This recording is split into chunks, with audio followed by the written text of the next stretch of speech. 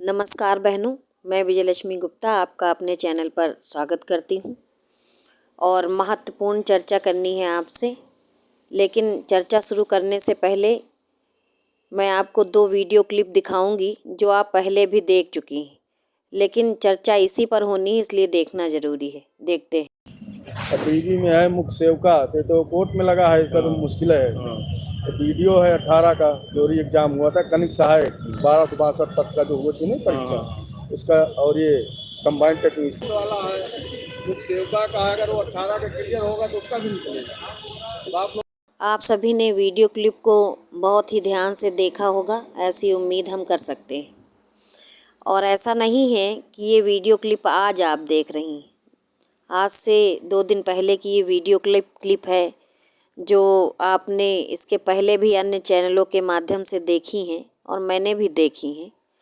और इन दोनों वीडियो क्लिपों को देखने के बाद हमारी जो बहनें हैं वो बहुत ज़्यादा परेशान हैं। परेशान तो वो पहले से भी हैं और जब तक भर्ती कंप्लीट नहीं हो जाएगी तब तक परेशानी रहेगी, क्योंकि मानव स्वभाव है। जहाँ उम्मीद लगा के बैठे हैं, अगर उम्मीद में लेट लतीफ़ी होती है तो थोड़ा दिक्कत तो हो ही जाती है। लेकिन इन दोनों वीडियो क्लिपों को आपने देखा है और देखने के बाद इसमें एक जो पहली वाली वीडियो क्लिप है उसमें बोला गया है और आयोग के माध्यम से ही बोला गया है। आयोग का ही कोई कर्मचारी है, व्यक्ति है, जो ऑथेंटिक न्यूज़ दिया है कि मुख्य सेविका का भी मुश्किल है। ठीक है, पहले वीडियो में बताया गया है कि इस महीने मुख्य सेविका का रिजल्ट आना मुश्किल है और दूसरे उसमें बताया गया है, दूसरे वीडियो में, कि अगर 18 जनवरी को केस फाइनल हो जाता है तो इसका भी रिजल्ट आ जाएगा। लेकिन चूँकि मानव स्वभाव है कि अच्छी बातें तो हम लोगों को सुनाई भी नहीं देती और दिखाई भी नहीं देती और हम देखना भी नहीं चाहते हैं। लेकिन जो उसमें नकारात्मक बात बोल दी गई है कि इसका मुश्किल है, उस बात को लेके बहनें बहुत ज़्यादा परेशान हैं। लेकिन एक चीज़ समझिए, मुश्किल है क्या मतलब इसका कि भर्ती कभी होगी ही नहीं। आप लोग तो ऐसे रिएक्ट करते हैं जैसे आप भर्ती तो कभी होगी ही नहीं। उन्होंने बोला है मुश्किल है और दूसरी वाली में बोला है कि अगर 18 को केस से स्टे हट जाता है, भर्ती से स्टे हट जाता है तो इसका भी रिजल्ट आ जाएगा। तो मेरा कहना ये है कि आप सभी जान रहे हैं कि जो न्यायिक प्रक्रिया है वो थोड़ा धीमी गति से चलती है। कोर्ट केस से लोग डरते भी इसीलिए हैं। कोर्ट केस से क्यों लोग डरते हैं? इसलिए ही डरते हैं कि अगर कोर्ट में कोई मामला जाएगा तो लंबे समय के लिए लंबा हो जाएगा, समझ रहे हैं, लंबित हो जाएगा, लटक जाएगा। इसीलिए लोग कोर्ट नहीं खेलना चाहते हैं। इसीलिए लोग सोचते हैं कि कुछ भी हो लेकिन कोर्ट न जाना पड़े, कोर्ट कचहरी और वकीलों के चक्कर में ना पड़ना पड़े। लेकिन जब अब चली ही गई है, क्योंकि उत्तर प्रदेश का तो एक ये चलन बन गया है कि कोई भी भर्ती तब तक कंप्लीट नहीं होगी जब तक वो कोर्ट में जा करके अपने पैर ना फिरवा आए। समझ रहे हो, वो अपने चरण जब तक कोर्ट में ना रखे और वहाँ से वापस ना आए तब तक भर्ती होना संभव नहीं है। तो अपनी वाली भर्ती मुख्य सेविका की भी चली गई है। अब ये 2 वीडियो क्लिप जब से आप लोग देख लिए हैं तो आप लोग मतलब जो सकारात्मक बात बताई गई है कि 18 को अगर हटेगा तो रिजल्ट आ जाएगा, उसको ना देख करके सिर्फ ये देख रहे हैं कि मुख्य सेविका का तो मुश्किल ही है, और वो भी आयोग के किसी मतलब कर्मचारी के द्वारा बोला गया है, ना कि जो है सचिव सर के माध्यम से बोला गया है। हालांकि सचिव सर के निर्देश पर ही ये चीज़ें बोली गई होंगी। बिल्कुल सही बात है कि आयोग जा करके कोई अथेंटिक व्यक्ति ही कोई सूचना देगा। लेकिन आप लोग जो है, आप लोगों का परेशानी का कारण ये है कि आप लोग बस सकारात्मक नहीं रहते हैं, नकारात्मक चीज़ों को नोटिस करते हैं, फिर परेशान रहते हैं, फ़ोन करते हैं, मैसेज करते हैं कि अब क्या होगा। ऐसा लगता है जैसे भर्ती मर गई है।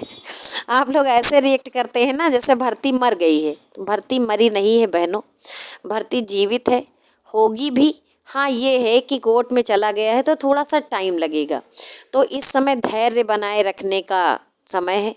आप लोग अपना आपा ना खोएं, धैर्य बनाए रखें और ट्वीट के माध्यम से या किसी और अगर माध्यम से आप अपनी बात कहीं पहुंचा रहे हैं किसी नेता मंत्री के पास या आयोग के पास, तो मर्यादित और नियंत्रित और सम्मानित शब्दों का प्रयोग करें और अपनी बात को पहुंचाते रहें। मैं बार बार कहती हूं कि पत्र व्यवहार के माध्यम से, ईमेल के माध्यम से, ट्वीट के माध्यम से अपनी बात को पहुंचाते रहें।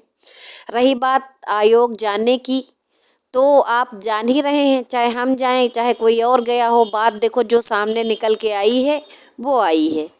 ऐसा नहीं कि हम लोग पीछे हटेंगे या प्रयास नहीं करेंगे या जाएंगे नहीं। बहुत सारे भाई लोग हैं हमारे यूट्यूब पे जो ये बोलते हैं कि आयोग जाना चाहिए, निवेदन करना चाहिए।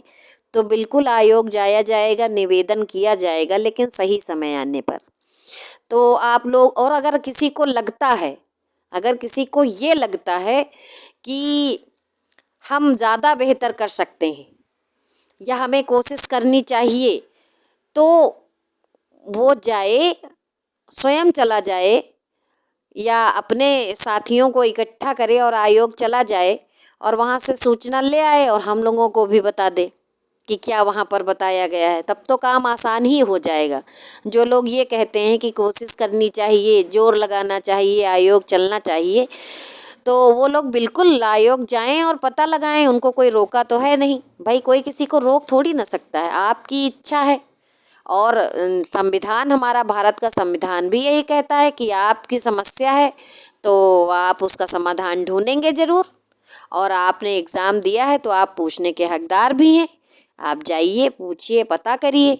फिर इंतज़ार किस बात का है? फिर किसी संगठन की थोड़ी ना ज़रूरत है। आप खुद ही सच्चा में जा सकते हैं।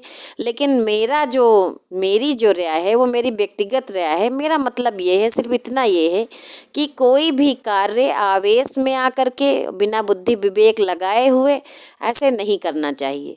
क्योंकि ठंड बहुत ज़्यादा पड़ रही है और इतनी ठंड में कोई भी व्यक्ति 500-600 किलोमीटर से आकर के आयोग जाएगा पूछने, पता करने, तो उसको समस्या होगी। तो 18 जनवरी को केस लगा है, बी पॉजिटिव, अपने पक्ष में ही होगा, ठीक है। और बाकी तो जिसको प्रयास करना है, जैसे भी करना है, वो करने के लिए स्वतंत्र है।